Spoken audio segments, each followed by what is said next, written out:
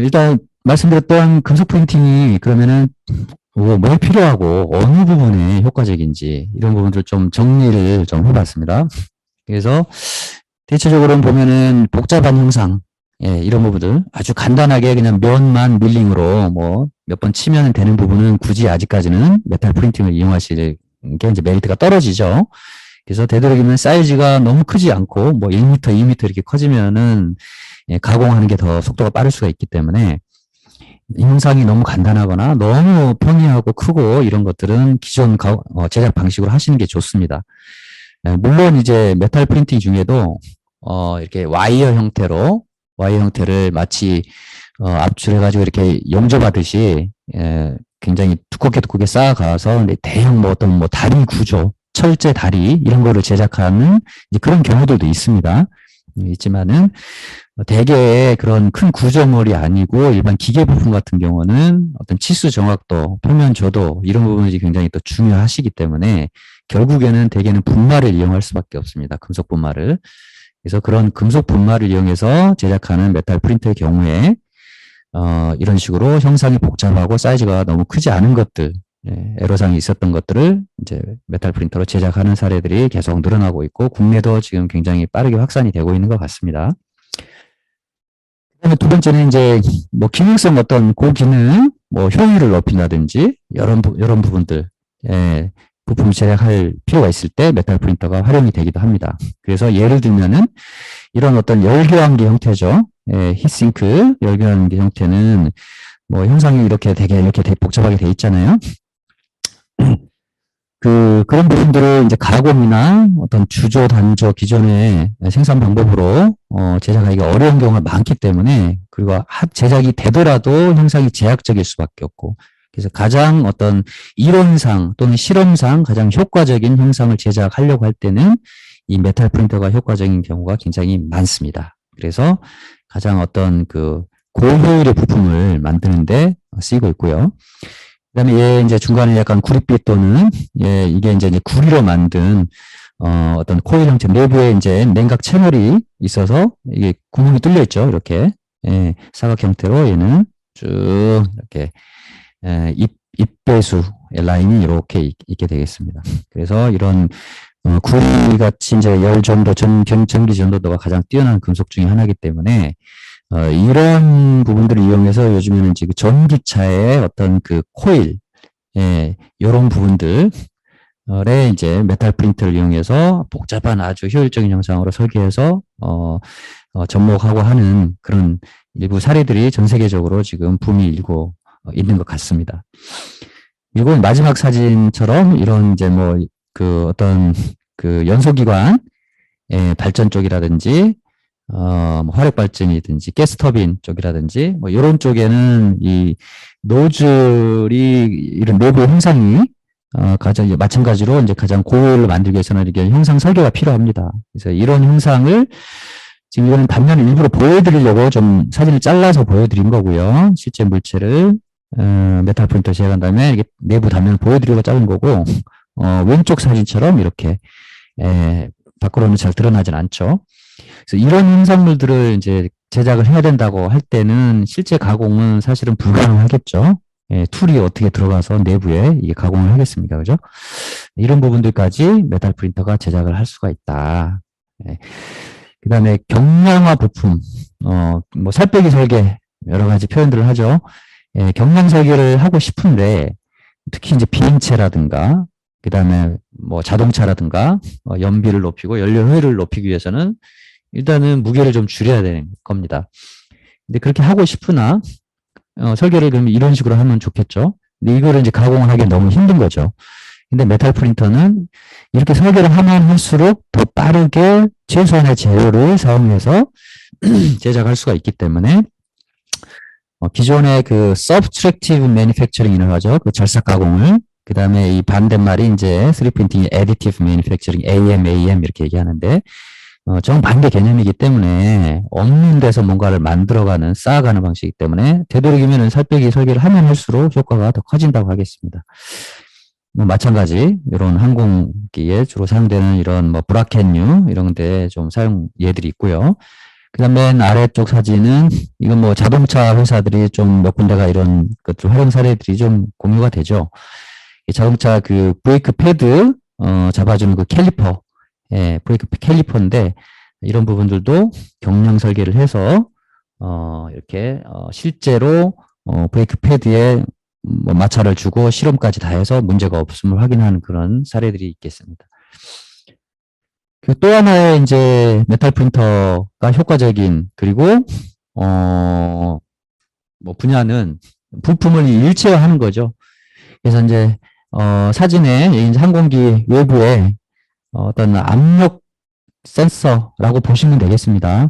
예, 그거를 메탈 프린터로 이렇게 일체화해가지고 제작을 한 경우가 되겠습니다. 근데 그전에는 이거를 다 한 번에 가공, 뭐, 어렵기 때문에, 제작이 어렵기 때문에, 따로따로 이렇게 부품들을 조립하고 체결하고 이렇게 해서 했던 거를 이제 한 번에 이렇게 만들 수도 있다. 그러면 내구도도 아무래도, 더 뛰어나겠죠.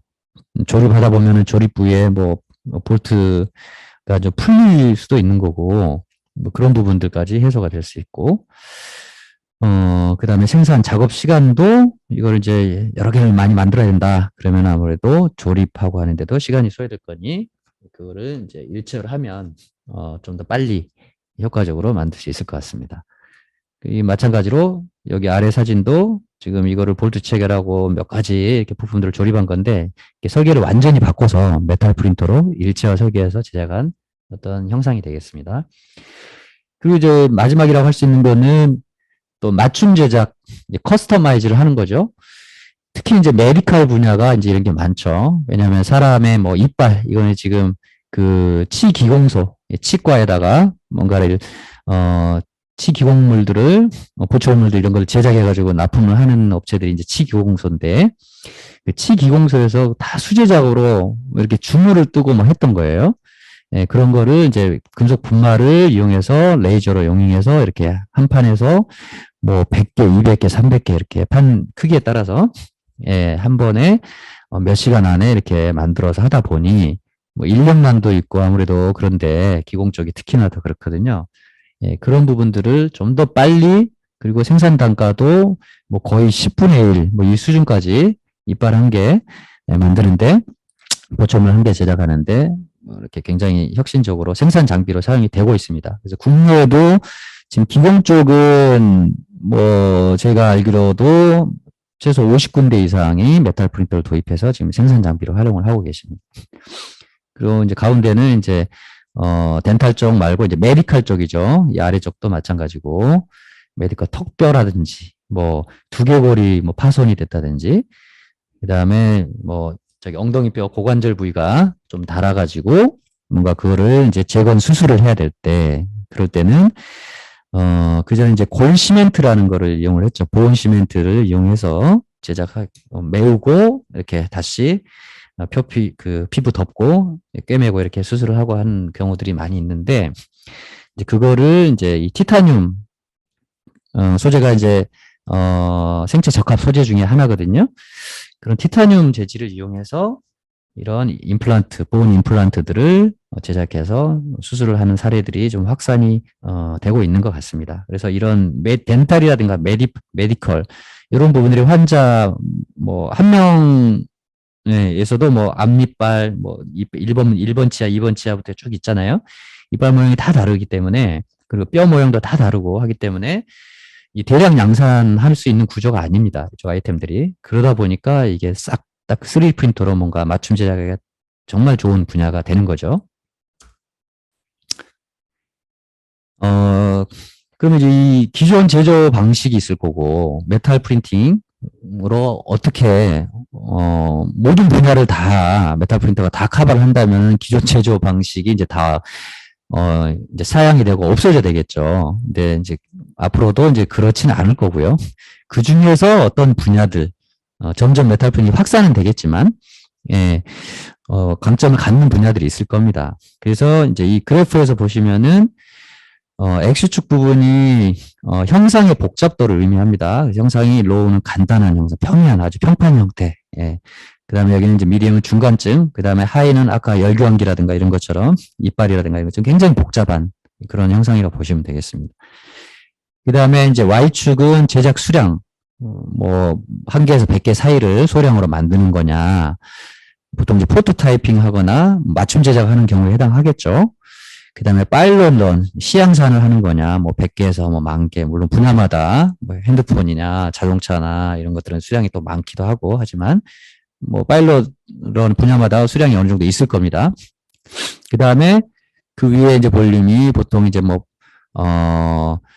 프리 프로덕션 또는 뭐 그냥 뭐 양산으로 볼 수도 있겠죠. 뭐 10,000개, 100,000개 단위, 그 다음 100,000개 이상, 요 정도로 대략 이렇게 구분을 해본다면 기존에 이제 여기만 보면 다 보진 않겠습니다. 여기 보면은 이제 머시닝, 절삭 가공이죠. 절삭 가공은 대개는 수량이 작고, 형상이 그렇게 복잡하지 않고, 그 다음 수량이 그렇게 많지 않은 것들을 이제 가공을 많이 하겠죠.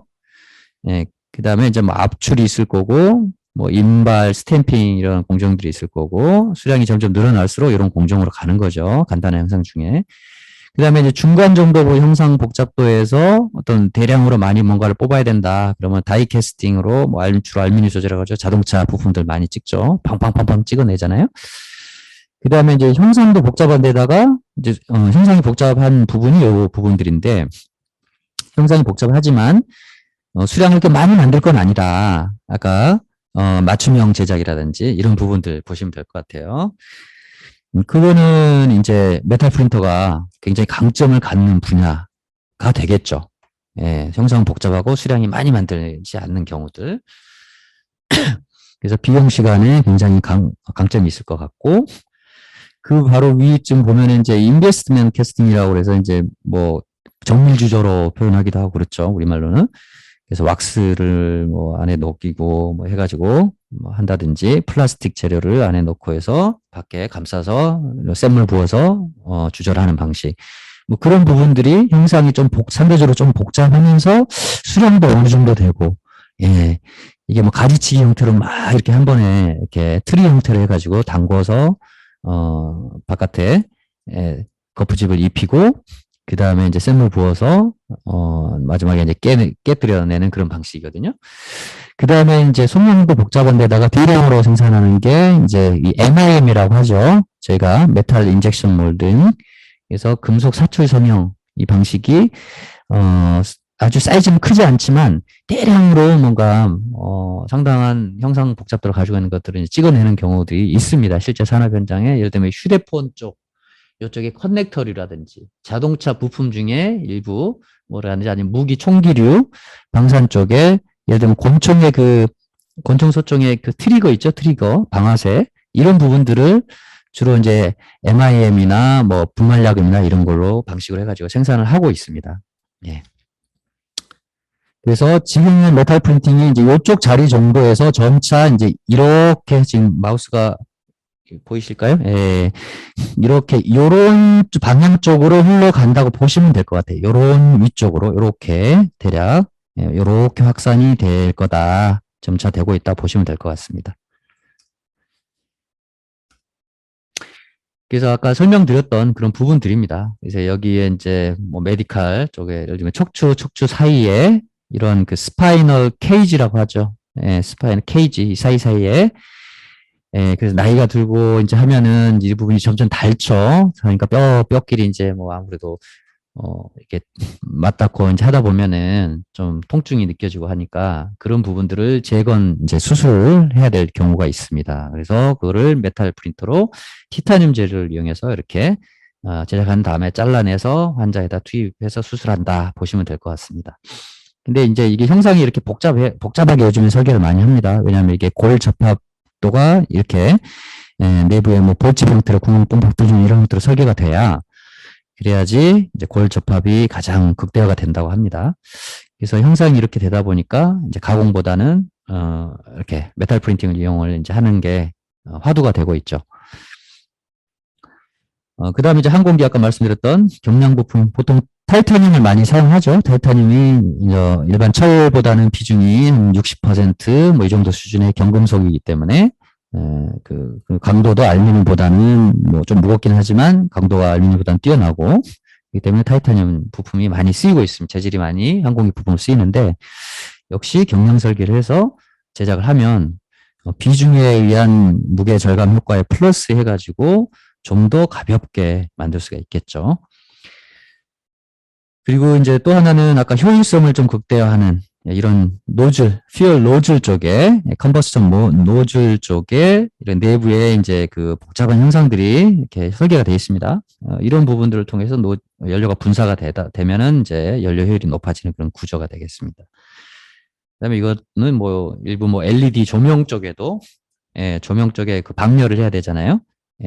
히트싱크 쪽에도 이렇게 설계를 복잡하게 방열 설계를 해서 한꺼번에 막 나무 이렇게 가지처럼 이 배치를 해서 한꺼번에 상당한 수량을 메탈 프린터로 제작해서 사용하는 경우도 있겠습니다.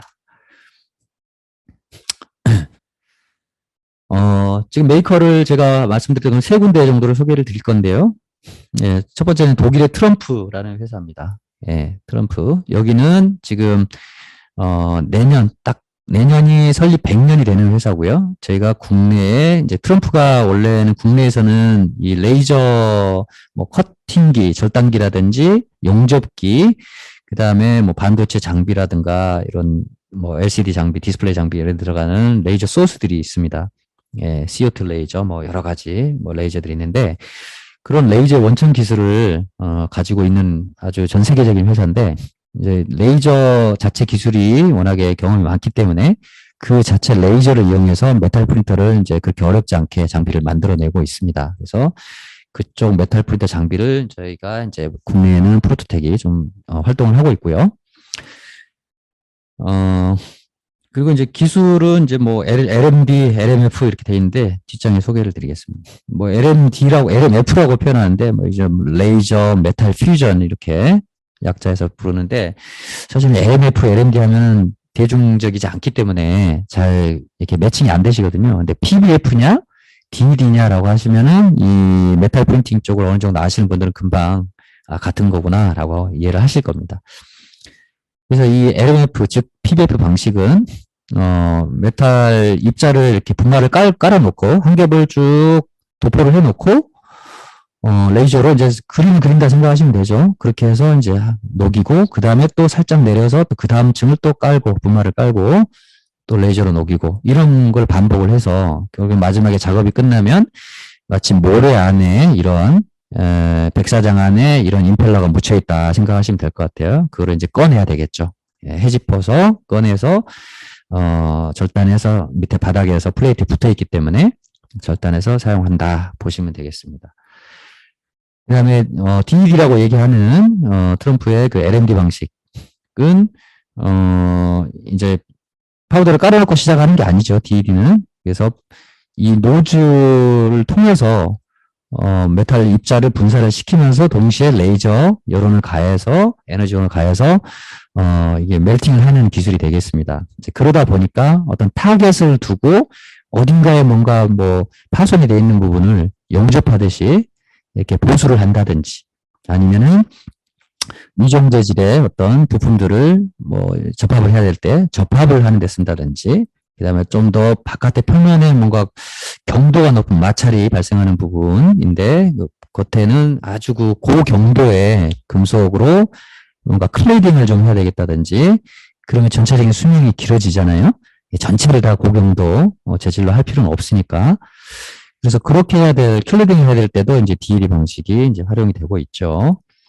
그래서 이런 재료들은 뭐 굉장히 이런 PBF든 DED든 다양한 재료들이 활용이 되고 있습니다. 그래서 주로 많이 사용이 되는 게 뭐 알루미늄 합금계, 그다음에 뭐 스테인리스 스틸, 그다음에 공구광, 머레징 스틸이라고도 하죠. 그다음에 티타늄 아까 말씀했던, 그다음에 구리 합금 또는 순수구리. 구리 합금하고 순수구리가 좀 특성이 다릅니다. 이 레이저에 반응하는 특성이. 그래서 순수구리는 아무래도 뒤에 잠깐 설명을 드릴 텐데 반사도가 높기 때문에 멜팅이 일반적인 레이저로는 잘 안 되는 그런 좀 부분이 있어서 그런 부분들을 또 별도의 어떤 레이저 소스를 이용해서 멜팅을 최적화하기도 합니다. 그 다음에 니켈 합금 우리가 그 인코닐이라고 이렇게 몇 가지 그 종들이 있죠. 뭐 인코넬 718, 인코넬 뭐 625 이런 내열 합금들 아주 고온에서도 물성이 그대로 유지가 잘 되는 그런 특성을 갖는 재료들도 사용을 하고 있고, 이제 코발트 크롬은 주로 아까 덴탈 이빨 만든 이빨 그 메탈 프레임 쪽을 만드는데 많이 쓰고 있습니다. 보초물 만들 때. 그래서 DED 장비도 뭐 비슷하고요. 예, 근데 이제 뭐 덴탈 쪽은 워낙에 작기 때문에 DED 장비는 이제 뭐 못하는 건 아니지만 코발트 크롬 같은 경우는 잘 쓰이지는 않습니다. 예. 그래서 왜냐하면은 이제 DED 장비는 이제 속도는 굉장히 빨라요. PBF보다. 근데 한 겹 쌓아가는 두께도 상당히 이제 크게 가져갈 수 있고, 그러다 보니까 면 조도나 이런 부분은 상대적으로 조금은 떨어집니다. 하지만 뭔가 빨리 작업을 할 수 있는 부분이 있어서 DED 방식에는 그 코발트론 같은 경우는 굳이 뭐 이빨 만드는데 쓰기는 어렵겠죠. 이빨은 굉장히 디테일하게 잘 나와야 되니까. 그래서 그런 부분들에 대한 설명입니다. 그래서 여기는 이제 뭐 속도를 보시면은 아무래도 시간당 뭐 2에서 180cc 정도 되는데, DED는 뭐 그거보다 상당히 빠르죠. 네, 그리고 치수 정확도는 PBF가 좀 우수하고 DED는 조금은 더 거칠고, 예, 그렇게 보시면 되겠습니다. 그래서 이런 두 가지 기술을 PBF하고 DED 메탈 프린팅을 다 같이 하는 금속 프린터 제조사가 전 세계적으로 손으로 꼽습니다. 어디는 PBF만 한다든지 뭐 이러는데 두 가지 다 하는 몇 안 되는 회사가 트럼프라 보시면 되겠습니다. 이거는 이제 개념도인데요. 이렇게 파우더를 깔아놓고 여기다 쓱 걷어와서 깔아놓고 레이저로 용용하는 거 하면서 이걸 좀 반복하는 방식이 되겠습니다. 트럼프는 장비가 이제 크게 이게 하나가 사실은 더 있는데요. 5천 장비라고 해서 하나가 더 있습니다. 그래서 다음번에 뭐 혹시 뭐 기회가 되면은 또 그 부분을 좀 더 설명을 드리겠습니다. 그래서 일단은 가장 소형 장비가 트루프린트 1000이라고 하는 장비가 뭐 직경 100에 높이 100mm 그 공간 안에서 그렇게 크지 않은 것들, 그래서 덴탈 쪽에도 이제 사용하시는 고객사가 있으시고요. 소형 장비로 보시면 되겠습니다. 굉장히 디테일하게 뭔가를 표현해야 될 때는 이런 소형 장비를 사용하시면 될 거고, 그 다음에 이 1000 장비에다가 그린 에디션이라고 그래가지고, 예, 보통의 메탈 프린터들은 그 IR 레이저, 예, 적외선 레이저를 사용을 하죠. 파장대를. 그래서 보통은 1070에서 1080 나노미터 가시광선 영역의 약간 그 우측, 파장대로 보면은 우측에 있는 그 파장대를 주로 사용을 하는데, 그러다 보면은 아까 말씀드렸다시피 굴이라든지 뭐 이런 귀금속류, 예, 뭐 그 레드 골드라든지 뭐 이런 부분들은 반사도가 상당히 높거든요. 그렇기 때문에 멜팅이 잘 안 됩니다. 그리고 반사도가 높다라는 거는 얘가 레이저가 쏘고 나서 다시 장비로 돌아올 수가 있기 때문에, 그러면 장비 기계 자체도 좀 위험해질 수가 있거든요. 그래서 그런 부분들을 어떻게 하면 해결할까 해서 이 트럼프는 원래가 그 용접기, 레이저 용접을 하는데 그 그린 에디션, 그린 레이저, 그래가지고 파장대로 얘기하면 이제 515 나노미터, 그쪽에 파장대가 좀 더 짧은, 예, 그런 레이저 소스를 이용을 해서 용접기에 많이 레이저 이렇게 적용을 해 왔었습니다. 그래서 그거를 여기 메탈 프린터에 접목을 해서 보니까 역시나 구리도 그 반사도 높은 어떤 재질도 굉장히 멜팅이 잘 되더라. 그래서 이 그린 에디션을 출시를 해서 가지고 있고요. 그 다음에 이제 트루프 2000 장비는 뭐 직경 200에 높이 200. 방식은 이제 1000하고 같다고 보시면 되고, 대신에 이제 장비가 좀 점점 커지기 때문에, 소형 장비는 그냥 이게 문 열고, 도 열고 이렇게 핸들링이 가능합니다. 하지만은 점점 커지다 보면은 이 금속이 무겁잖아요. 플라스틱하고는 달라서. 뭐, 무겁기 때문에 그 안에 가득 차면은 그게 사람 손으로 막 최소 100kg, 200kg 이렇게 되고 하는 경우가 많기 때문에 그 핸들링이 안 됩니다. 안 되기 때문에 결국에는 이쪽 밑으로 실린더 형태로 해서 이제 지게차 형태, 리프트로 떠가지고 문 열어서 밑으로 빠지면 떠서 내서 여기다가 이제, 집어넣고 그 다음에 파우더를 다시 재생을 해야 되기 때문에, 주변 파우더들은 다시 재활용을 하기 때문에 일부 손상된 애들만 채로 걸러서 다시 투입하는 그런 프로세스이기 때문에, 이런 파우더가 날리면 안 되니까, 뭐 쇳가루가 입에 들어가면 또 옷에 묻으면 좀 그렇잖아요. 그래서 그런 거를 별도로 파우더 스테이션을 이제 별도로 운영을 하고 있습니다. 그다음에 이제 그보다 더 큰 장비가 이제 지름 직경 300에 높이 400mm까지 빌드를 할 수 있는 이 트루프닛 3000이라는 장비고요.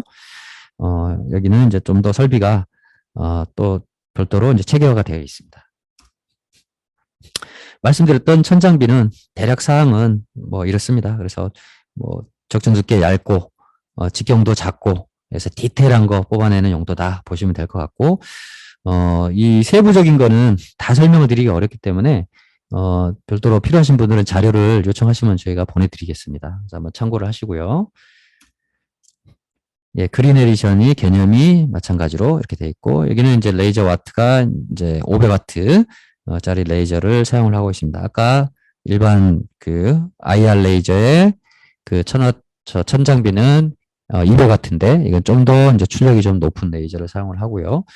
말씀드렸다시피 이게 가시광선 영역 이제 파장대가 이렇게 쭉 있으면은 여기는 이제 오른쪽에 좀 전파장을 배치를 했네요. 이쪽이 이제 적색 파장대고 이쪽이 퍼플 컬러 쪽이죠. 예, 자외선 여기 넘어가면 이제 자외선이 될 거고 이쪽으로 벗어나면 적외선이 될 텐데 이 적외선 파장대 1070 나노미터 파장대 메탈 파우더들이 줍니다. 근데 그게 반사도가 높은 물질은 그게 잘 안 되니까 이 녹색 파장대, 예, 515 나노미터, 이쪽 파장대를 이용을 해서 이 그린 에디션을 만든다라는 겁니다. 그렇게 하다 보니까, 기존 대비, IR 레이저 대비, 이제 그린 레이저는 여러 가지 장점들이 있더라, 라는 말씀을 드리는 겁니다. 그래서 재료별로 이게 어떤 흡수율입니다, 흡수율. 그래서 이제 보면 구리 같은 경우가 이게 반사하고 에너지를 다, 흡수가 얼마 안 되거든요. 예. 그리고 이거는 철재료고 뭐 한데 녹색 계열로 이렇게 파장대를 낮추다 보면은 이 구리도 흡수율이 굉장히 높아지기 때문에 빌드가 잘 되더라 이런 개념입니다. 예, 이것도 한번 참고하시고요.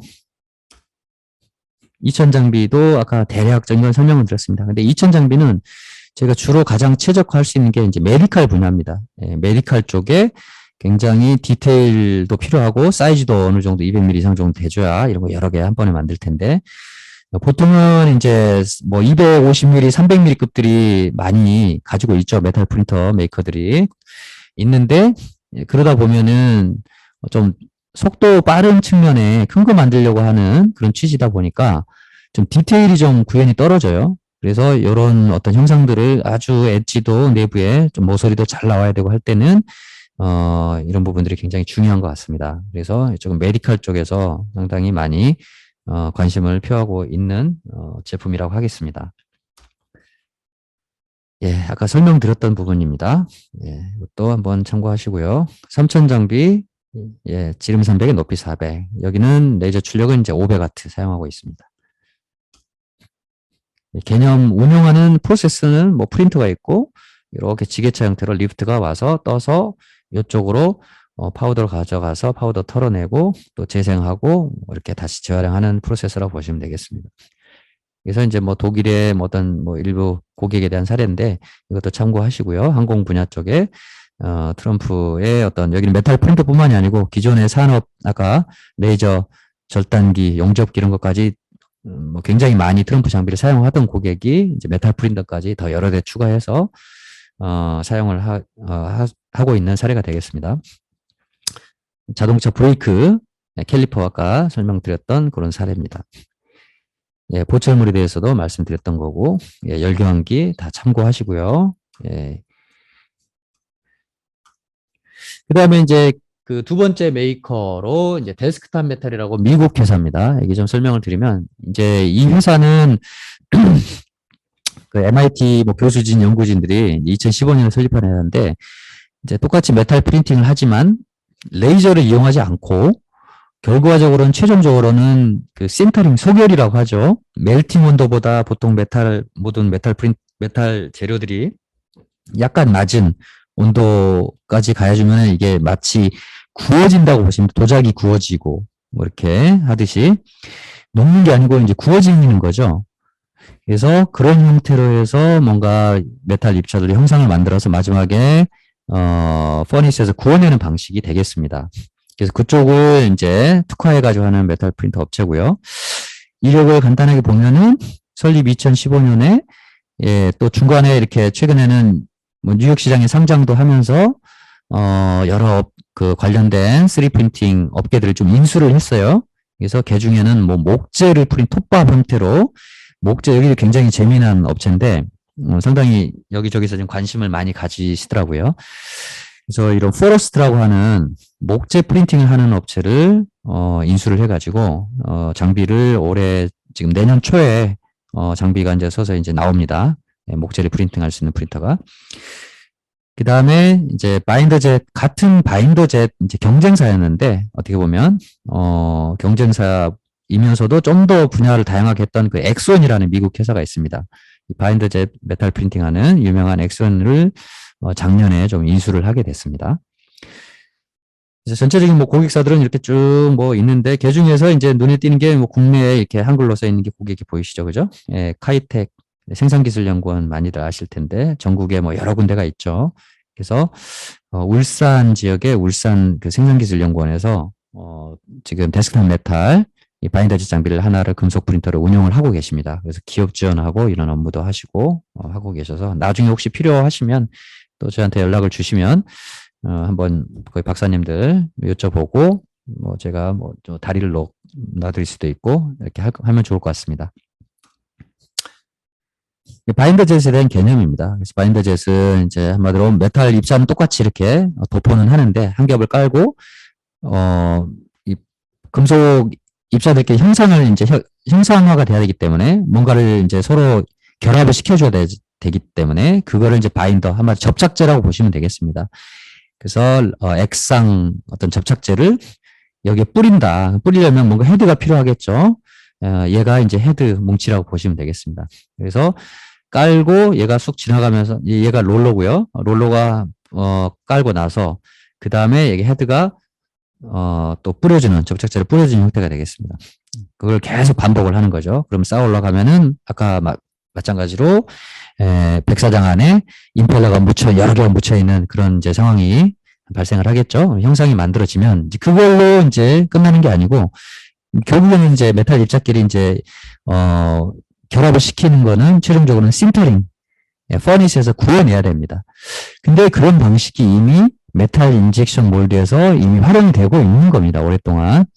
근데 이제 메탈 MIM이라고 하죠. 이 기존의 생산 방식 MIM을 하려면은 애로사항이 요 단계입니다. 요 단계. 이게 몰드를 파야 돼요.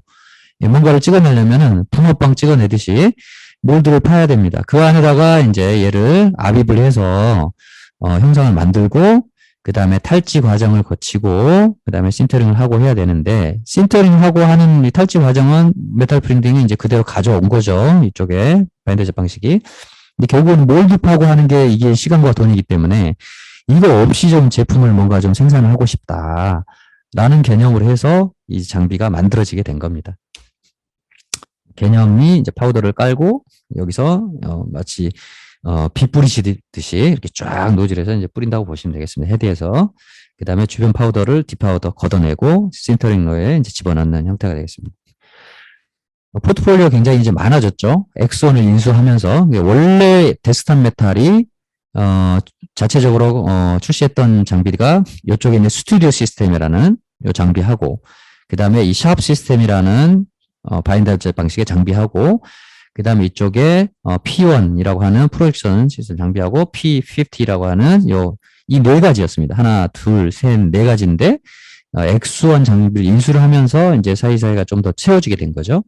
그래서 이 R&D라든가 좀 소량으로 뭔가를 만들려고 할 때는 이런 장비들, 소형 장비들 사용을 하시면 좋고 어느 정도 중급 정도, 예. 그 다음에 여기는 진짜로 고속으로 뭐 생산 대량으로 뭔가 생산을 할 때 이런 장비들을 사용하시면 좋다. 여러 가지 재료들 사용할 수 있으니까 참고하시고요.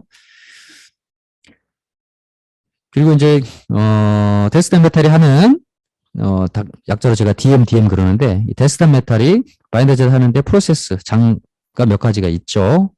그리고 사용하는 재료들 좀 보면은 직접 이제 제조하는 다이렉트 메탈 방식이라고 하면 이제 메탈 쪽은 프린팅을 하고 이제 그린 파트라고 하죠. 여기 프린팅만 된 상태를 아직 구워내지 않은 상태. 그 다음에 이제 큐어링하고 디파우더하고 그 다음에 신터링해서 이제 뒤에 마무리하는 공정이 되겠습니다. 그다음에 이제 마찬가지 이제 개념으로 하되 대신에 메탈을 쓰지 않고 세라믹을 쓰는 경우가 있죠. 세라믹이 굉장히 많은 산업 분야에 좀 쓰이죠.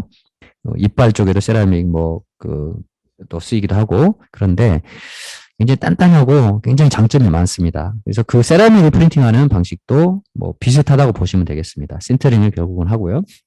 그다음에 또 이제 엑손이 원래 하던 건데 주물사 프린터가 있었죠. 그래서 모래를 이용해서 뭔가 몰드를 만든다거나 코어를 만들어서 그 안에 금속 용융한 메탈을 부어서 이렇게 주조를 할 때 사용하려면은 이 몰드하고 코어가 결국 모래로 만들어야 되잖아요. 기존에는. 근데 그거를 이제 메탈 프린터로 이 3D 프린터로 주물사를 아예 적층을 하는 거죠.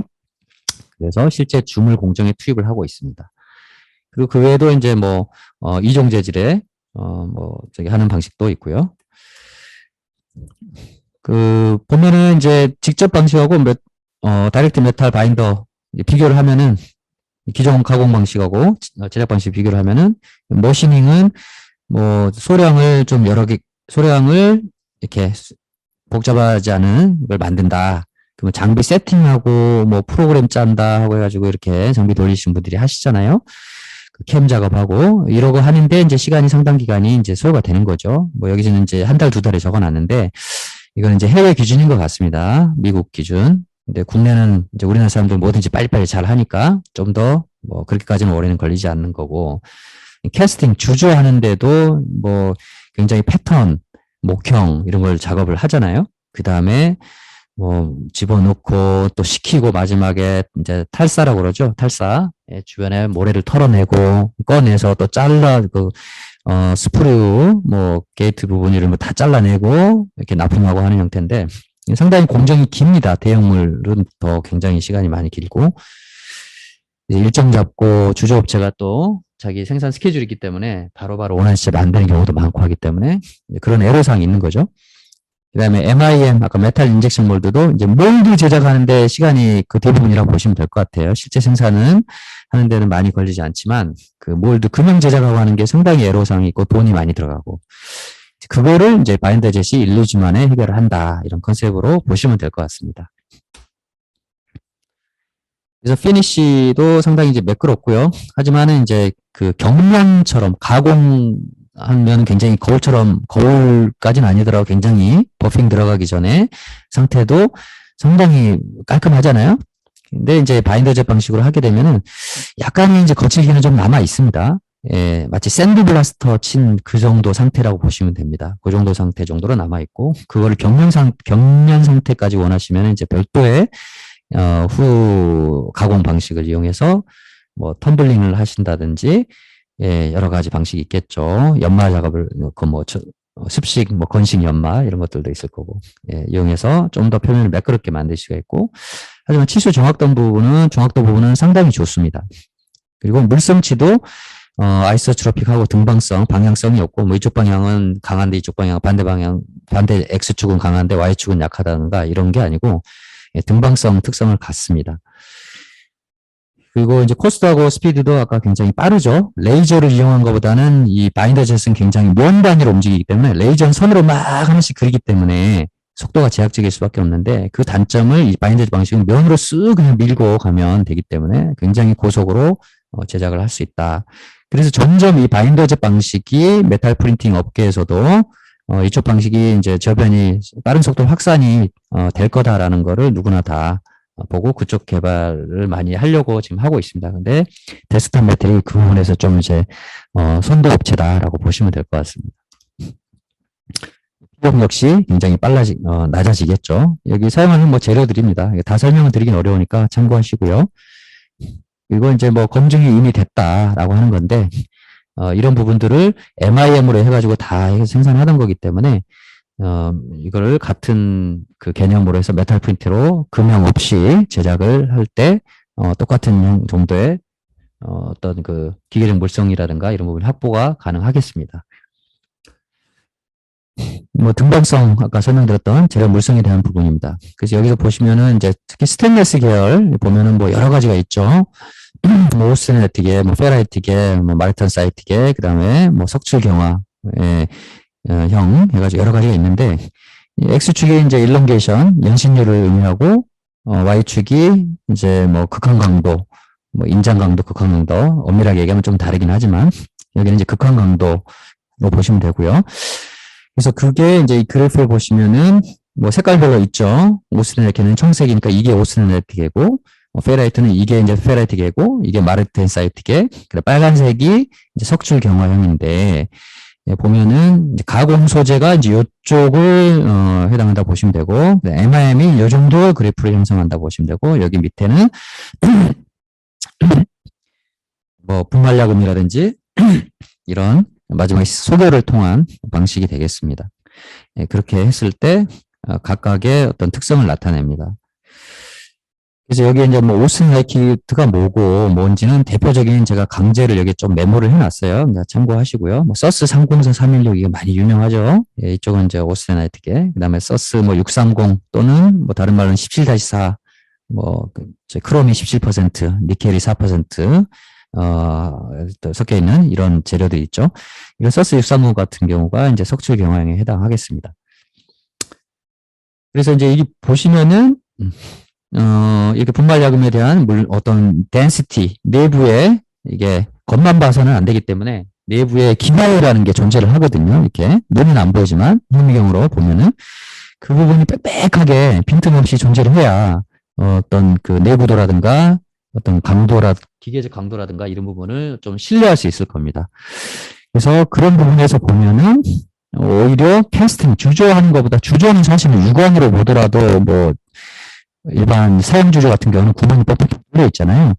그보다는 당연히 이 메탈 바인더 제팅으로 또는 MIM으로 하게 되면은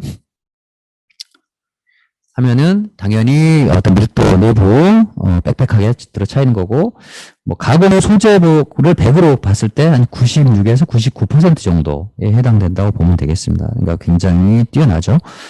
그리고 강도 부분도 가공 소재에 투입해서 저삭 가공한 거에 못지않게 상당히 강도가 충분하다.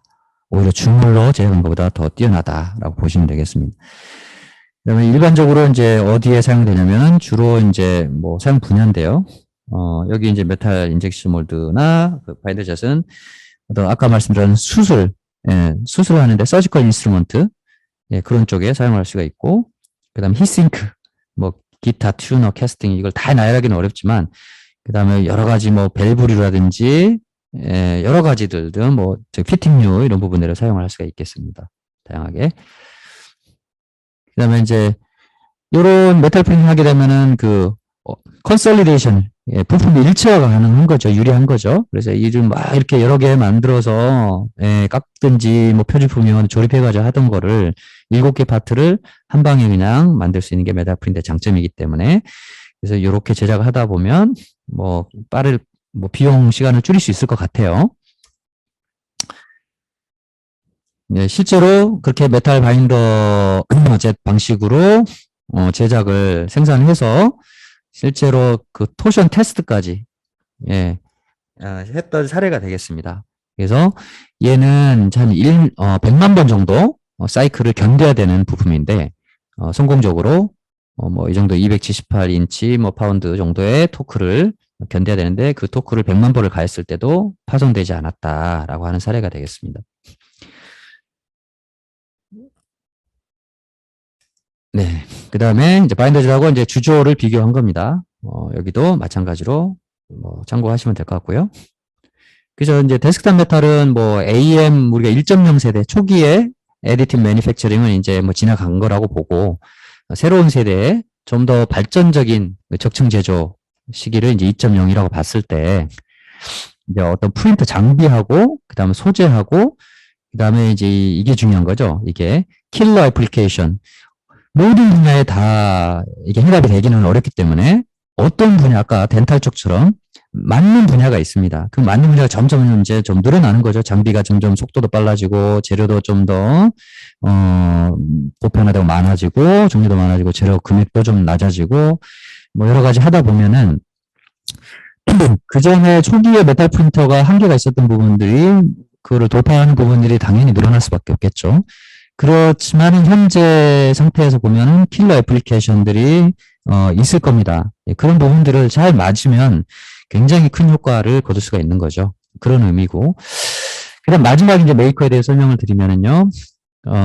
아까 데스크탑 메탈은 그걸로 맞췄고, 이제 익젝트 메탈이라고, 이거는 앞에 설명드렸던 트럼프하고 같은 방식이라고 생각하시면 됩니다. 하지만 트럼프는 한마디로 명품 장비라고 보시면 되고요. 좀 가격도, 그러니까 굉장히 장비, 원래 메이커 자체가 워낙에, 유명한 회사기도 하고, 퀄리티도 굉장히 좋고 하지만, 뭐 그 정도까지는 아니어도 되는데 어떤 교수님이 대학교 교수님이 나는 소재 개발을 좀 해야 되는데 내가 개발한 신소재를 뭔가 좀 빌드가 뭐 정확하지는 엄청나게 디테일하지 않더라도 내가 형상을 이 정도 적당한 형상을 좀 작은 부품을 좀 만들어서 메탈 프린터가 필요하다. 근데 예산이 뭐 1억이 좀 안 된다라든가 아니 1억 초반대라든가 이렇다면은 기존의 메탈 장비를 메이저 업체 메탈 장비를 하기가 어려우셨거든요.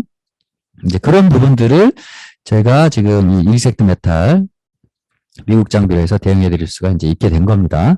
저희는 펜실베니아주에 있고요. 설립한 지는 한 6년 정도 됐습니다. 그래서 굉장히 빠르게 전 세계 현재는 50여 개 진출해 있고, 국내에는 이제 저희하고 한 두어 달 전에, 대리점 계약을 맺고, 파트너 계약을 맺고 저희가 활동을 이제 시작을 했습니다. 그래서 저희에선 금속 프린팅 장비로 적합하다. 그래서 올해 몇 달 전에 프로토텍과 한국 시장 공급 계약을 체결을 했습니다. 그래서 이게 이 익젝트 메탈이 이제 위치해 있는 곳에 이제 전경입니다. 이렇게 좀 한적한 곳에 대학 캠퍼스 안에 있는 회사라고 보시면 되겠습니다. 그 산업 뭐 단지들 형태로 되어 있고요. 전체적으로 이제 메탈 프린팅 PBF 장비의 특성을 따르고 있습니다. 예. 그리고 어떤 고객들이 이게 쓰시면 좋냐? 그러면 이제 중소기업이라든지 어떤 대학교 뭐 이런 쪽에 좀 권장을 좀 사용하기 접근하기에 이제 좀 더 수월해지셨다 보시면 될 것 같습니다. 근데 뭐 당연히 항공, 뭐 디펜스, 뭐 자동차, 헬스케어, 아까 뭐 서지컬 가이드라든가 뭐 여러 가지 있죠. 일반 엔지니어링 부분들이라든가 뭐 대학교 아까 교수님, 뭐 신소재 개발하시고 금속 분말 개발하신 교수님이라든지 뭐 다양하게 당연히 다 쓸 수가 있습니다. 그리고 이제 기존 이제 고객사들입니다. 고객사들 보면은 이제 뭐 우리가 알만한 회사들도 개중에는 좀 있고요. 뭐 말레 자동차 하는라든가 메디트로닉 뭐 메디칼 쪽에 굉장히 유명한 회사죠. 그리고 일반 뭐 대학교 고객들 그리고 전반적으로 뭐 좀 다양하게 고객사들이 존재를 하고 있습니다. 장비 형상을 보면 얘는 굉장히 심플하게 되어 있어요. 그래서 메탈 프린터가 이렇게 보면은 부대 장치도 있고 뭐 하고 하다 보니까 장비 사이즈도 좀 상당히 규모도 있고 하다 보니까는 설치 공간이 안 돼서 이게 설치를 못하는 경우가 또 있거든요. 그 좁은 연구실 공간이 충분치 못하다든지. 예, 그런데 이제 이 장비는 규모가 굉장히 이 장비 같은 경우 스타팅 모델이 제가 XM200C라는 모델인데 이거는 125, 125, 125 가로 세로 높이를 이 정도 만들 수 있는 소형 장비입니다. 그래서 위로 이렇게 밥솥 뚜껑 열듯이 위로 열어요, 얘는. 보통은 이제 앞으로 문을 도어들을 여는 게 일반적인데. 그래서 뭐 사람 가슴 높이 정도? 요 높이가, 맨 꼭대기가 사람 가슴 높이 정도밖에 안 된다 생각하시면 됩니다. 그래서 위로 넣어서 뚜껑 열어서 분말 붓고, 이렇게 끝나면은 또 위로 뚜껑 열어서 빼내고 굉장히 빠르게 작업을 할 수가 있고요. 그리고 별도 설비도 뭐 이렇게 많이 필요가 없기 때문에 아주 좁은 공간에 설치가 할 수 있다. 여기서 여기까지 폭이 60cm밖에 안 됩니다. 그래서 X축 60cm, Y축 60cm. 예. 그래서 그 정도 공간에 얘를 장비 본체를 설치할 수가 있고요. 그 다음에 그 위에 모델이 200G라는 모델인데 얘는 조금 더 빌드 사이즈가 큽니다. 150, 150, 150이어서 얘는 뚜껑 열고 하는 거는 이제 좀 어렵고 해서 앞으로 일반적인 형태로 문 열고 닫고 하는 형태로 되어 있습니다. 그리고 300G라는 모델이 이제 이번에 출시가 됐는데요. 점점 사이즈가 커집니다. 그래서 지금 이게 밑으로 좀 가려가지고 안 보이실 것 같은데 300G라는 모델은 300, 300, 350으로 일단 출시됐고 이거를 확대를 하려면 300, 300, 450 높이를 또 450까지 좀 업그레이드를 하실 수가 있어요. 그래서 이 장비도 굉장히 같은 사이즈 정도 대비하면 기존의 메이저 장비의 상당한 금액이 이제 더 낮은 금액에 이용을 할 수가 있게 되겠습니다. 그래서 세부 사양은 여기에 다 기재를 좀 해놨고요. 이제 좀 정리를 하면은 200C 모델이 아까 스타팅 모델이었죠. 가장 작은 거.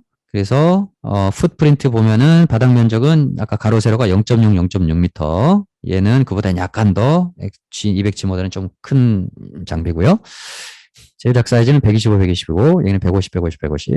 자, 큰 차이는 이제 근본적으로 이제 레이저의 어떤 구동계에 있습니다. 그래서 얘는 레이저가 이송을 하는데 XY 겐트리 아시죠? 예, 이게 움직이는 거 왔다 갔다. 겐트리 구조로 되어 있고, 아무래도 이제 이게 갈바노미터를 이용한 기존의 대부분의 메탈 프린터들이, PBF 프린터들이, 요 방식을 이용을 하죠. 트럼프도 마찬가지고. 갈바노미터 스캐닝 미러를 사용을 합니다. 근데 그게 상당히 이제 고가이기도 하고 하기 때문에, 이런, 뭐, 치수 정확도는 그것만큼은 아니더라도, 그래도 뭐 웬만한 형상은 다 잘 만들어낼 수가 있기 때문에 생산 단가를 낮추기 위해서 또 저렴한 금액에 공급해드리는 게 목적이기 때문에 구조를 이렇게 좀 바꿨고, 옵틱도 광학계도 여기는 이제 비구면 렌즈를 사용을 하고요. 그 다음에 200G부터는 일반적인 메탈 금속 장비들이 쓰는 그 F-세타 렌즈 사용을 해서 가장자리로 가도 빔 직경이 어떤 타원형이 아니라 원형에 가깝게끔 최대한 보정해주는 그런 장치들을, 그런 것들을 하려면 이제 F-세타 렌즈를 사용을 하거든요. 근데 얘는 이제 그렇게는 되어 있지는 않고, 그래서 어차피 사이즈가 그렇게 크지가 않기 때문에, 바깥쪽에 이렇게 왜곡이 뭐 타원형으로 이렇게 빔 직경이 그렇게 크게 차이가 발생을 하지 않기 때문에 비구면 렌즈를 사용을 합니다.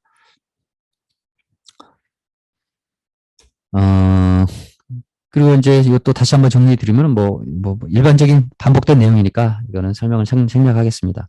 그래서 이게 위로 뚜껑 넣는다고 하는 거죠. 이렇게, 물론 여기도 이제 메탈 입자들이 혹시라도 노출이 돼서 옷에 묻거나 할 수가 있으니까 그것만 조금만 조심하시면서 사용하시면 된다 보시면 되겠습니다. 그래서 이렇게 부어서 사용을 하죠. 설치한 이제 실제 모습이고요. 여기 60cm, 60cm. 뭐 별거 없습니다. 이렇게 본체하고 뭐 보통 청소기 하나 정도 하고 이게 투입하면 된다고 보시면 되고요. 뭐 모니터도 이제 이게 이제 스크린이 장착이 되어 있는데 7인치 스크린이 장착이 되어 있는데 너무 작아서 잘 안 보인다 그러면 이렇게 별도로 TV 화면에 연결해서 사용하시면 되겠습니다. 200G 그 두 번째죠. 바로 위에 장비 설명드렸던 거고, 이것도 생략하겠습니다. F-세타 렌즈에 대한 그 설명이고요. 이것도 유저 프렌들리하게, 어쨌든 간에 전체적으로 익젝트 메탈 이 미국 장비는 전체적으로 좀 사용이 쉽게 되어 있습니다. 그래서 어렵지 않게 굉장히 사용이 쉽게 되어 있어서 UI도 굉장히 좀 직관적으로 바로 볼 수 있게 되어 있고, 그리고 체인지 소재 바꾼다거나 이럴 때도 굉장히 좀 심플하게 되어 있고요. 그리고 파라메타 조정하고 할 때도 이런 변수 조정, 매개 변수 조정하고 하는 것도 굉장히 쉽게 할 수가 있게 되어 있습니다. 파우더는 다양한 파우더들을 일반적으로 메탈 프린트에 쓰는 파우더들은 웬만한 건 다 이제 문제가 없고요. 그래서 이제 제작한 이 익젝트 메탈 장비로 제작한 형상물들이 되겠습니다. 예시가. 네. 내용이 많다 보니까 시간은 다 되고 해서 좀 많이 서두른 것 같습니다.